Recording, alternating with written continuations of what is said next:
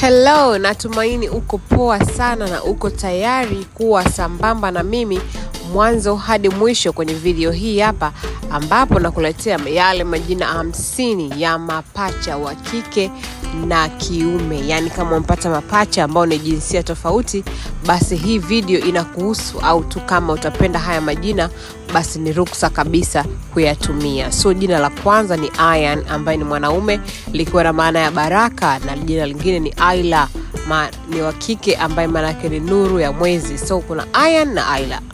So majina mazuri sana, unaweza kuwapatia watoto wako mapacha. Kuna Zion ambaye mwanaume ataitwa Zion, nchi takatifu, na Zuri ambaye ni mwanamke, ikiwa na maana ya mzuri, kitu kizuri. Amazing kabisa. Watoto wako wawili ukamuita mmoja Zion, mwingine ukamuita Zuri. So majina haya yote nakuletea ikiwa na maana nzuri sana. Amirali maana yake ni mfalme mnyenyekevu, na wa kike wake utamuita Amira ambaye maana yake ni malkia. Safi kabisa, yani majina yote yana maana nzuri na yatafanya mtoto wako akue vizuri. Lingine likiwa ni Elian ambaye ni wa kiume, ambaye maana yake Mungu ni wangu, na Elina wa kike maana yake ni msichana mwenye neema. Safi sana, majina yote haya yatafaa sana. Wewe fuatilia video mwanzo mpaka mwisho. Kuna Liam, ulinzi wa Mungu, na Liana, uzuri wa asili. So wewe mpatie majina mazuri mtoto wako, na utaona maendeleo yake yatazidi kuwa mazuri kwenye maisha yake. Mika ambao ni boy, na wa kike ataitwa Mikaela, ambapo maana yake ni nani aliye kama Mungu. Manake hapa ukuu wa Mungu umejidhihirisha kwenye maisha yako, ukapata watoto hawa hapo. Na jina lingine ni Leo ambao ni mwanaume, ambao ikiwa na maana ya jasiri, lakini wa kike unaweza kumuita Lea, maana yake aliyepewa neema. Umeona hayo majina mazuri? Yes. So lingine ni Musa ambaye ni mwanaume, akiwa na maana aliyeokolewa kwenye maji, lakini pia Muna akiwa ni wa kike, ambayo maana yake ni matamanio ya moyo. Kama umpata mapacha wako wa kike na wa kiume, Natali akiwa ni wa kike utamuita aliyezaliwa siku ya Krismasi, ndiye maana yake, na wa kiume wake utamuita Nathan, ukiwa na maana ya Mungu ametoa. Kama mama pia umepata mtoto wa kike na wa kiume kwa pamoja, yani mapacha, kuna Ibrahim hapa, ikiwa na maana ya baba wa imani, na wa kike wake utamuita Imani, ikiwa na maana ya kuamini. Mtoto wako mzuri kabisa, mrembo, na kijana wako handsome, unaweza ukamuita Isaac, ukimaanisha kwamba ni mcheshi, na wa kike wake ukamuita Isabella, maana yake ni Mungu ni kiapo changu. Yes, tunaendelea.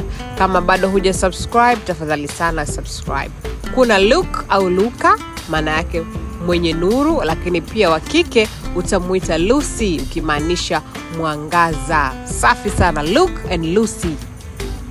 Kuna Noah au kwa Kiswahili wanaita Nuhu, ambaye maana yake ni amani au pumziko, na wa kike utamuita Naomi au Naomi, maana yake urembo na upendevu. Safi sana, majina mazuri anyhow.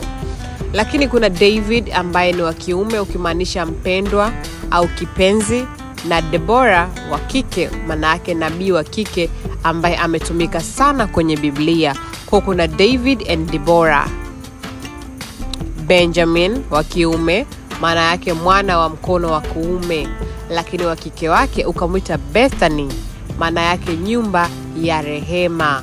Majina mazuri kabisa, alphabetic nzuri kabisa. BB, Mama B. Hapa kuna Samuel ambayo maana yake ni alisikiwa na Mungu, lakini kuna Sara, maana yake malkia au mwanamke wa heshima.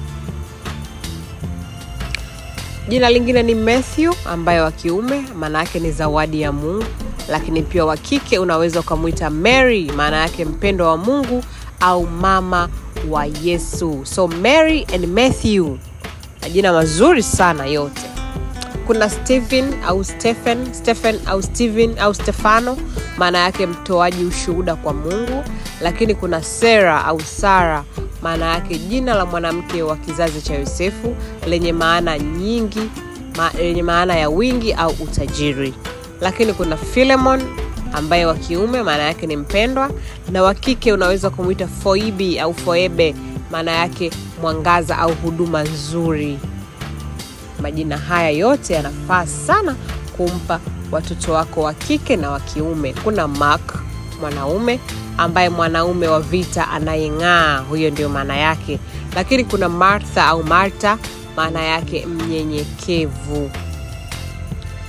Kuna Jethro ambaye ni boy, maana yake ni ukarimu au ukuu, na girl unaweza kumuita Jemima ikiwa na maana ya uzuri wa asubuhi. Kwa Jethro and Jemima. JJ hao mama J, mama JJ, mama JJ.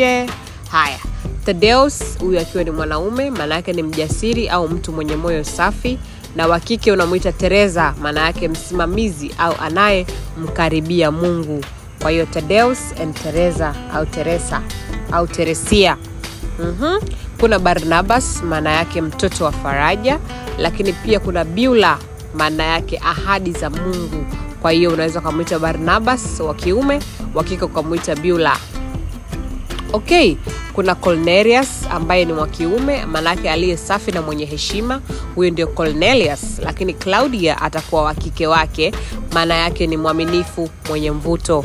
Kwa hiyo mapacha wako hao wa kike na wa kiume unaweza kuwaita Claudia au na Cornelius. Kuna Malaki ambaye ni mjumbe wa Mungu, hiyo ndio maana yake. Lakini kuna Milka ambaye ni malkia mwenye heshima. Kwa hiyo kuna Malaki and Milka au Malachi and Milka.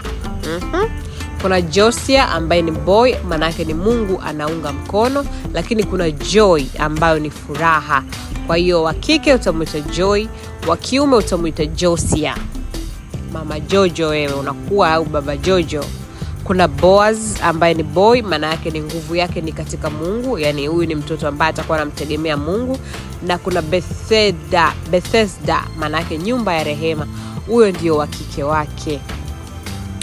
So mapacha wako wanaendelea kupata majina mengine. Kuna Abel wa kiume, huyu maana yake mwana wa Adam, na Abigail maana yake furaha ya baba au mtoto mwenye busara. Kwa hiyo kuna Abel and Abigail.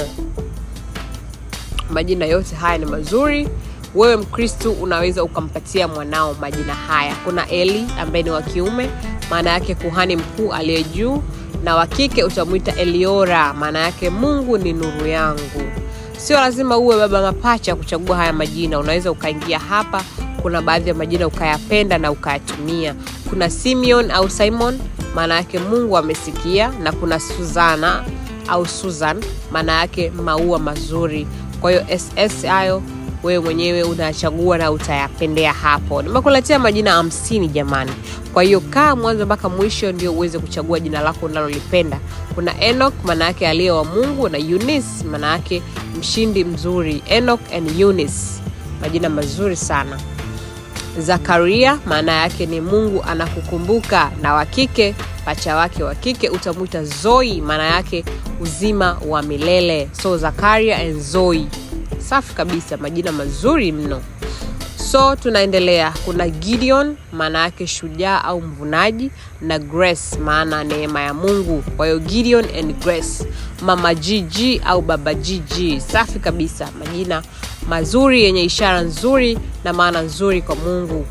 Kuna Caleb au Caleb, maana yake jasiri au mwaminifu, na pacha wake wa kike utamuita Chloe, maana yake blooming, yani kitu ambacho kinachipukia vizuri, msichana ambaye atakuwa kuja kuwa mzuri.